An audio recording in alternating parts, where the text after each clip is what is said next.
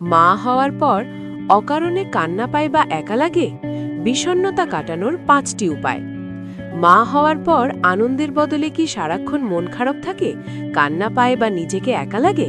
আপনি একা নন, এটি পোস্টপার্টাম ডিপ্রেশন বা বেবি ব্লুজ হতে পারে। এই মানসিক অবসাদ কাটিয়ে উঠতে আজই ৫টি কাজ করুন। ১. অনুভূতি লুকিয়ে রাখবেন না। আমি হয়তো খারাপ মা, এই অপরাধ বোধে ভুগে চুপ থাকবেন না।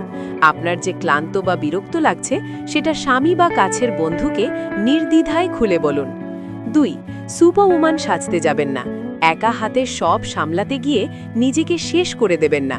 বাচ্চার ডাইপার বদলানো বা ঘরের কাজে স্বামী, শাশুড়ি বা মায়ের সাহায্য নিতে একটুও দ্বিধা করবেন না। ৩. ঘুমের ঘাটতি মেটান। মানসিক অবসাদের সবচেয়ে বড় কারণ ঘুম না হওয়া।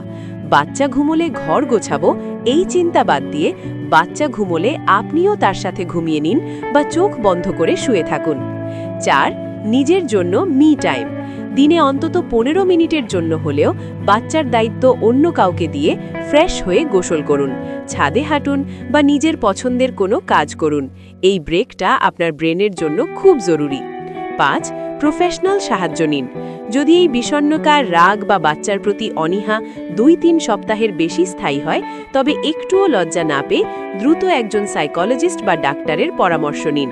এটি একটি সাধারণ শারীরিক ও মানসিক পরিবর্তন যা চিকিৎসায় সেরে যায়।